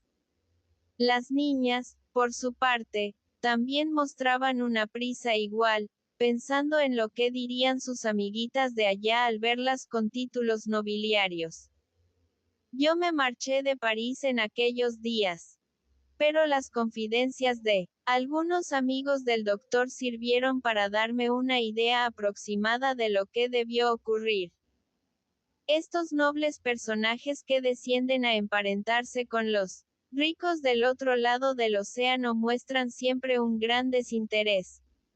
Cuando llega el momento de tratar las condiciones materiales que deben regir la asociación matrimonial, ocupados en el galanteo de la joven millonaria, no quieren interrumpir su dúo de amor con vulgares discusiones financieras, y envían a un llamado hombre de ley, a un notario que ha servido siempre a su familia o al administrador de su hacienda quebrantada para que ajuste el convenio con los padres. El doctor Pedraza, hombre de negocios, consideró sin importancia estos tratos preliminares del matrimonio. Él manejaría a su gusto a los 2 nobles señores que pretendían ser hijos suyos. Pero en vez de hablar con ellos, tuvo que recibir la visita de 2 leguleyos franceses, de palabra melosa, con el plumaje áspero y el pico duro, lo mismo que aves de rapiña. Pedraza y su noble esposa se expresaron como príncipes generosos, que no pueden contar la inmensidad de su fortuna. Los 2 se comprometieron desde el primer momento a entregar a cada una de sus niñas una renta anual de 300.000 francos. Pero los enviados no creían en rentas que pueden ser pagadas fielmente el primer año e ir disminuyéndose en los siguientes, hasta quedar suprimidas. Ellos necesitaban un capital positivo, aunque la renta fuese menor. Campos, casas, valores mobiliarios, algo que pudiera convertirse en dinero a cualquier hora, dando una seguridad de riqueza a sus poseedores. En resumen, que estas conferencias laboriosas, en las que se Batían ambas partes con buenas palabras y perversas intenciones, terminaron tan mal como cualquiera de las entrevistas diplomáticas a las que asisten los gobiernos con el propósito de engañarse unos a otros. El duque y el marqués desaparecieron. Las dos niñas lloraron un poco. No poder marcar con una corona heráldica sus pañuelos y sus ropas más íntimas, para envidia de las amigas. Las hermanas mayores, que habían sufrido en silencio el orgullo nobiliario de las otras, creyeron llegado el momento del desquite. Nosotras debemos casarnos con gentes de nuestra tierra. Aquí, en Europa, solo nos buscan por nuestra gran fortuna. Os hubieran tomado la plata y después, quién sabe si habrían acabado pegándoos. Doña Zoila apoyaba estas palabras. Allá no usamos corona, pero somos tan nobles como los de aquí. Vosotras, además de ser Pedraza, lleváis un gran nombre por vuestra madre. La hermosa señora abominaba ahora de París. Según contó. Después a sus amigas de Buenos Aires, algunos mocitos que casi podían ser hijos suyos habían osado hablarla, en los salones, de almas dormidas que deben ser despertadas, burlándose a continuación de la vulgaridad de ser fiel al marido, y comparando su belleza con el sol de la tarde, más deslumbrador y ardoroso que el del amanecer. A ella, a una matrona respetada por todos en su país. Si había aguantado en silencio tales audacias era por miedo a que se enterase su esposo, hombre violento en sus cóleras y famoso tirador de pistola. Pedraza, arrepentido sinceramente de la satisfacción que le había procurado por unas semanas la posibilidad de ser suegro de tan aristocráticos personajes, mostraba ahora un recrudecimiento de sus entusiasmos de americano, hijo de una república. Lo de los títulos de nobleza, puede deslumbrar a los gringos de Europa. Pero a nosotros, en la América del Sur eso nos hace reír. Transcurrió mucho tiempo sin que yo volviese a ver al doctor. Me enteré por los diarios argentinos de su regreso triunfal de Europa. Otra vez su nombre y el de todas las mujeres que componían su familia volvieron a aparecer en las crónicas de la alta vida social. Doña Zoila organizaba fiestas de caridad. Se movía a la cabeza de todas las juntas para la difusión de principios morales, y a la hora del té su palabra era escuchada como un oráculo, definiendo lo que es elegancia y en qué consiste la falta de chic. Después de haber pasado un año en París, su autoridad parecía inconmovible. La vida del doctor resultaba menos dichosa y plácida. Yo le veía pasar en su lujoso automóvil por la Avenida de Mayo o apearse en la calle Reconquista, donde están establecidos los bancos de la ciudad, yendo de uno a otro para sus numerosas e importantes operaciones. Todos seguían considerándole con respeto, como un personaje influyente, y muchos envidiaban su riqueza. Pero de tarde en tarde llegaban hasta mí noticias inquietantes para el crédito del doctor. Sus amigos íntimos contaban que había gastado en Europa 1.000.000 de pesos, más de lo que le había prestado el banco hipotecario. En las reuniones de alta sociedad se hablaba con asombro del collar de perlas que doña Zoila había adquirido en París, y los envidiosos apuntaban que el marido no tenía fortuna para tantos dispendios. En mucho tiempo no volví a acordarme de Pedraza, pues bastante tenía con preocuparme de mi propia suerte. La Argentina pasaba en aquellos momentos por una de esas crisis financieras que son en su existencia a modo de una enfermedad normal y periódica, repitiéndose aproximadamente cada 10 años. A los negocios rápidos y extraordinariamente productivos había sucedido la atonía del dinero, al despilfarro, el pánico, el egoísmo y la pobreza. Los bancos que adelantaban antes capitales para toda clase de negocios, no solo habían cortado repentinamente sus créditos, sino que exigían la inmediata devolución de sus préstamos. Yo tuve que luchar mucho en aquella época para no salir de la crisis completamente pobre. De no ocurrir tal calamidad estarían ustedes escuchando ahora a un millonario. Gracias que pude salvar lo preciso para retirarme a París y vivir aquí con modestia. Pero volvamos a nuestro doctor. Su situación era semejante a la de otros compatriotas suyos. Continuaba siendo un capitalista para las gentes. Seguía viviendo como un millonario.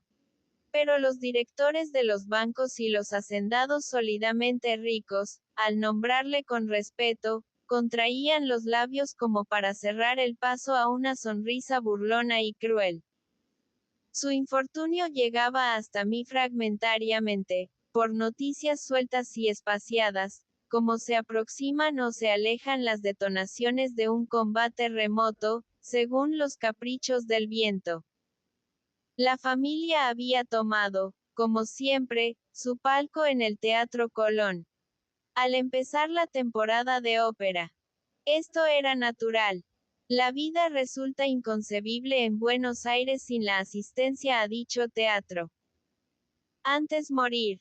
Pero el doctor había entregado al empresario por el abono del palco, no un cheque, sino un pagaré a 90 días vista. En las malas épocas muchos pagan así en aquel país.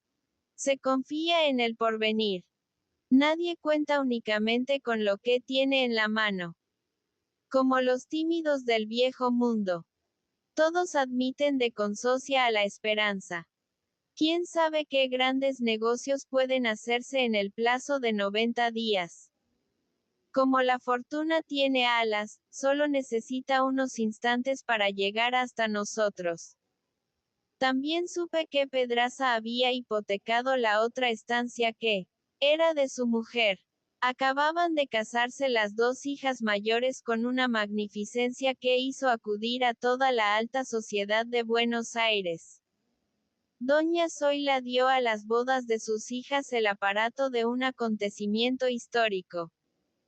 Mientras tanto el pobre doctor se agitaba de la mañana a la noche por conseguir al mismo tiempo dos cosas que parecían antagónicas.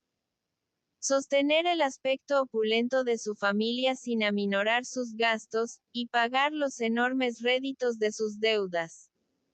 Las cosechas de las dos estancias y las ventas de novillos criados en sus campos solo servían para satisfacer los tales réditos. Pedraza, deseoso de evitar disgustos a su esposa, disimulaba las angustias de esta situación. Apenas se veía en su casa, rodeado de un ambiente de lujo, entre sus hijas solteras, que hablaban y reían como princesas seguras del porvenir.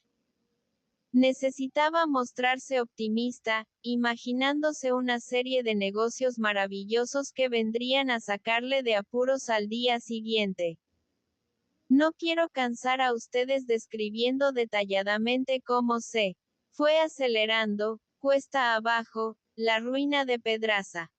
Necesitaba siempre dinero. En los bancos no querían dárselo al interés corriente, y recurrió al préstamo usurario. Además tuvo que vender con pérdida enorme los terrenos que había adquirido para especular sobre su alza en la buena época del país, cuando circulaba vertiginosamente la riqueza. Al mismo tiempo mostraba, al hablar con sus hijas casadas y sus yernos, la tranquilidad bondadosa de un hombre inmensamente rico, que al morir dejará caer un chaparrón de bienes sobre sus herederos. Aceptaba sin la menor mueca de contrariedad todas las peticiones de las hijas que vivían en su casa. Doña Zoila, que estaba vagamente enterada de que los negocios no marchaban del todo bien, parecía vacilar algunas veces al hacer a su marido la enumeración de los gastos de la familia, pensando en la posibilidad de ciertas economías. Un día hasta le dio a entender que, en caso de apuro, estaba dispuesta a desprenderse de sus joyas. Pero esto, aun siendo mera hipótesis, parecía causar tal pena a la señora, que el doctor se apresuró a disuadirla. Le era imposible aceptar que su noble compañera modificase su vida ordinaria. Además, ¿qué dirían las gentes al ver disminuido el lujo de la familia? Y era el pobre doctor quien recomendaba a su esposa que evitase las economías demasiado visibles. Las niñas debían casarse, y para ello era conveniente que la casa conservase su aspecto de abundancia segura y ostentosa. Cuando de tarde en tarde me ponía la casualidad al alcance de la palabra solemne y los ojos protectores de mi amigo, adivinaba yo los estragos que iba haciendo en su persona esta nueva vida de pobreza disimulada. Iba vestido con la elegancia de siempre. Conservaba su aspecto señoril. Pero estaba viejo, mucho más viejo que debía serlo por su edad. ¿Cómo marchan sus negocios, españolito? Mala época. Muy mala para todos. Pero esto no puede durar. Y me golpeaba la espalda con la bondad de un ser superior que sabe que existe la desgracia, pero es para los otros, pues él se encuentra por encima de las miserias del vulgo. Su caída fue larga. Nadie se enriquece con la rapidez que se imaginan los que viven al margen de los negocios. Nadie tampoco se arruina, por regla general, en unos instantes, como lo vemos muchas veces en comedias y novelas. Hay ruinas fulminantes, como hay naufragios instantáneos que solo duran unos minutos. Pero la mayoría de las gentes se enriquecen con lentitud, o van empobreciéndose como el que baja una escalera, peldaño tras peldaño. El naufragio del doctor fue igual al de los grandes veleros, que después de estar llenos de agua, todavía flotan con la quilla al aire mucho tiempo, yendo de un lado a otro, al capricho de las corrientes. En realidad, solo se depedraza lo que me contaron incidentalmente algunos de sus amigos íntimos.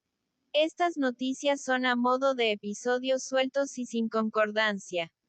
Pero yo he hecho de todos ellos algo compacto, uniéndolos con los hilos de mis suposiciones. Valiéndome del álgebra de la inducción, he llegado a imaginarme todo lo que le ocurrió al doctor. Dirán ustedes que lo que voy a contarles es en gran parte invención mía. Pero hay invenciones más ciertas y verosímiles, por ser lógicas, que las noticias que nos dan como seguras los amigos y los periódicos. He pensado muchas veces en las tardes que debió pasar cuando quedaba solo en su escritorio. Un piso arrendado en la Avenida de Mayo para sus oficinas. Lejos de su casa y libre de las seducciones que ejercían sobre él las mujeres de su familia, obligándole a verlo todo de una manera optimista, quedaba frente a frente al enigma de su situación. Iba a verse arruinado en un país donde el dinero tiene mayor importancia que en otras naciones y resulta más necesario para la vida. Era posible la existencia de un Rómulo Pedraza protegido por sus amigos y con un empleo público para sostener humildemente a su familia. La idea de que su mujer y sus niñas tuvieran alguna vez que remendar sus vestidos, llevando la existencia dolorosa de los ricos arruinados que buscan el amparo de unos parientes más dichosos, le parecía tan absurda e inconcebible como un trastorno de las leyes astronómicas. Era lógico que Zoila, su mujer, fuese alguna vez pobre. Además sentía miedo al pensar en sus hijas. Él conocía la historia. de muchas señoritas cuyos padres se habían empobrecido. Unas pocas conseguían casarse con ricos, lo mismo que en las novelas. Las más se resignaban a descender, perdiendo la distinción de su origen, convirtiéndose en obreras ocultas que trabajaban mal recompensadas para el sostenimiento de una vida miserable. Y algunas acababan sirviendo de amantes a hombres que en otras circunstancias no habrían osado aspirar a ser sus maridos. El pobre doctor se estremecía de miedo y de cólera al pensar que sus hijas, las 4 hijas que le quedaban en casa, podían verse en la misma situación de algunas infelices que atraen a los libertinos con un nuevo encanto. El de haber sido señoritas de buena casa, jóvenes, ricas y educadas en el lujo antes de que la ruina paternal les empuje a ser lo que son. B. Como todos los que viven inseguros y acechados por el peligro, creyendo sentir que la tierra vacila bajo sus pies, el doctor aceptó supersticiosamente la existencia de fuerzas misteriosas que pueden proteger a los mortales y salvarlos, fijándose en ellos con las secretas preferencias de la predestinación.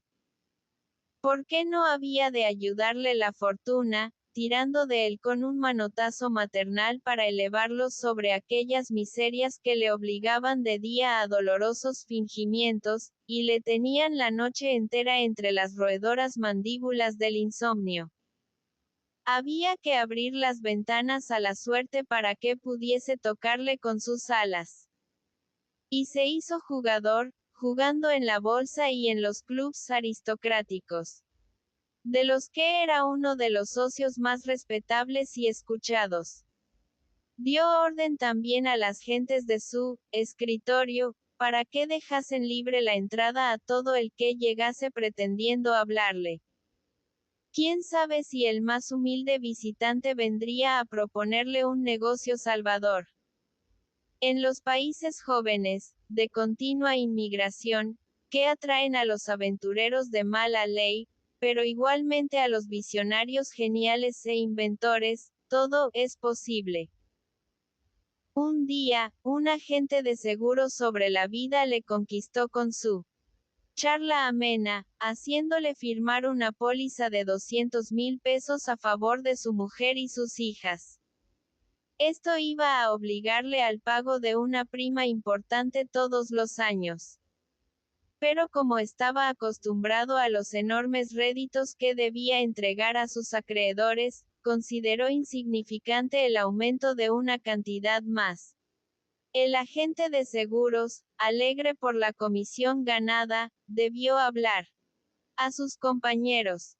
La puerta del escritorio seguía franca, y empezaron a visitar a Pedraza casi todos los que en Buenos Aires se dedicaban al mismo negocio.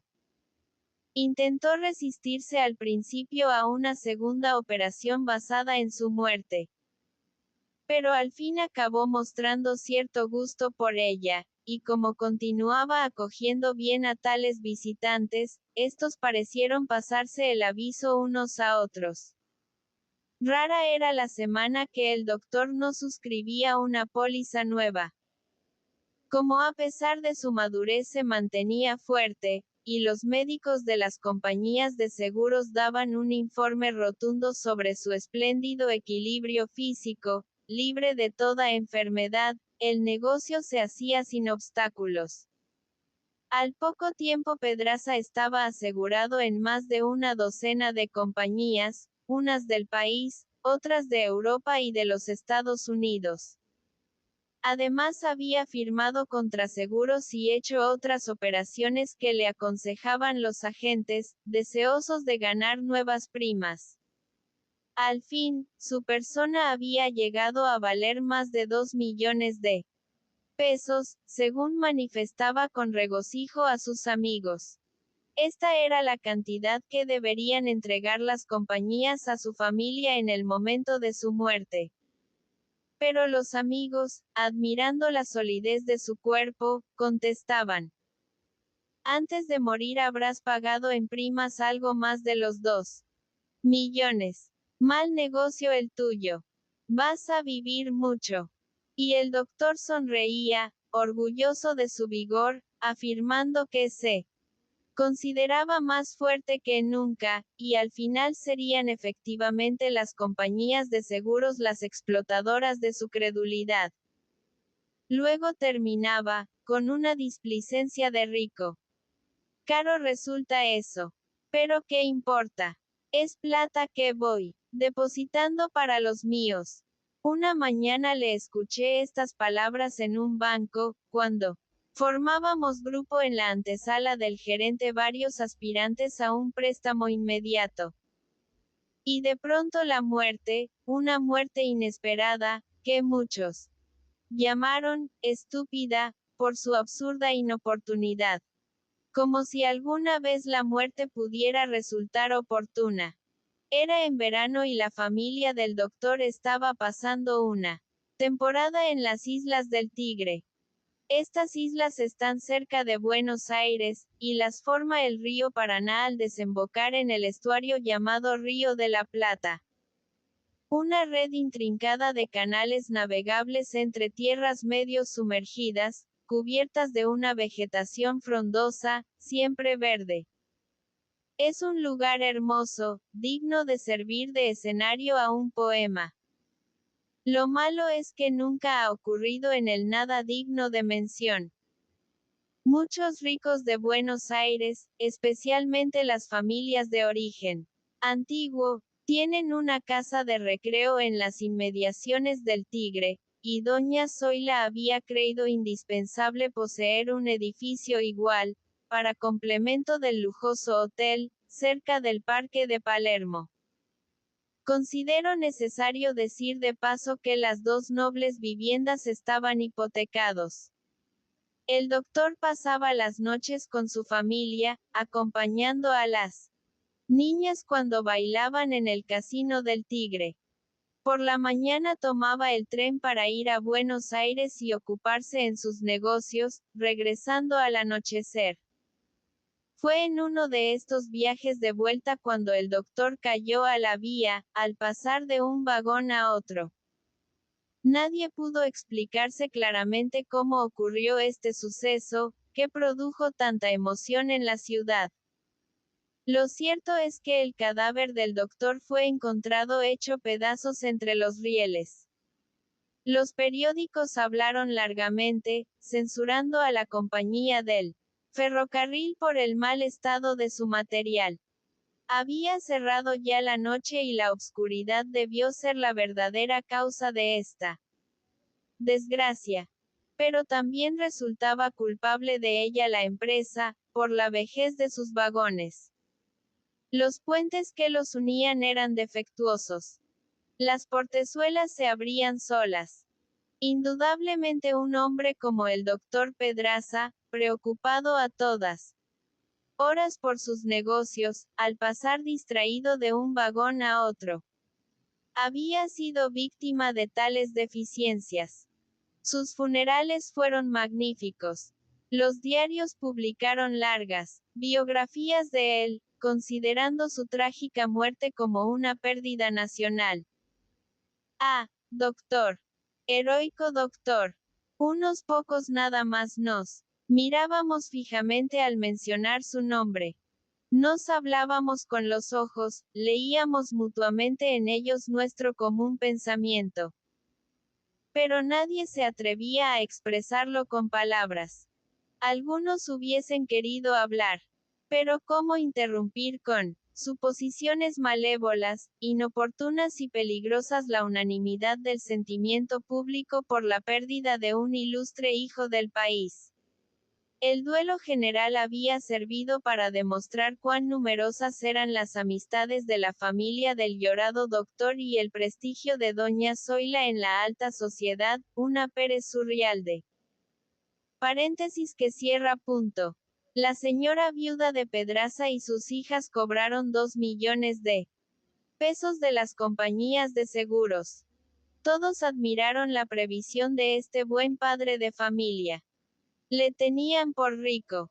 Dejaba a los suyos una gran fortuna, aunque indudablemente algo quebrantada por la crisis del momento, y había que añadir a tal herencia los importantes seguros sobre su muerte. El dinero siempre llega a tiempo, y en esta ocasión serviría para suavizar el dolor de la familia. Doña Zoila libró de hipoteca sus propiedades, y al poco tiempo la suerte, a la que el pobre doctor abría inútilmente la ventana para que entrase. Se decidió repentinamente a ir en busca de sus herederos. Pasó la crisis nacional, circuló otra vez la riqueza. El mundo, ¿qué necesita para vivir panecillos y bifteques? Compró a buen precio los trigos y las reses. Las dos estancias de la familia, limpias de réditos, proporcionaron magníficas rentas. La señora viuda de Pedraza continúa siendo una de las primeras matronas del país. Llama, como siempre, la atención de todos por su elegancia. Pero ahora es una elegancia de noble dama que ha renunciado a dar envidia a sus amigas. Una elegancia a base de colores apagados, de ricas blondas y joyas sólidas. Para que un concierto o una función teatral de caridad tenga público hasta en los pasillos es preciso que ella la organice. Los comerciantes tiemblan al ver la presidenta de una nueva institución benéfica, sabiendo que esto significa un tributo más que tendrán que pagar con miedosa sonrisa, so pena de verse sin clientela. Los comediantes célebres, los concertistas, los escritores que llegan de Europa a dar conferencias, están condenados al fracaso si no cuentan con su protección. No ha vuelto al viejo mundo. Pero desde Buenos Aires legisla sobre materias de elegancia, y los comisionistas de modas que llegan de París van a enseñarla sus novedades antes que al público. Todas sus hijas se han casado ya. Los nietos empiezan a tirar de su falda, y cada vez que siente una fugaz simpatía por cualquiera de sus yernos, le dice suspirando: Hijo mío, solo deseo que sea usted tan bueno para la familia, como lo fue mi finado el doctor.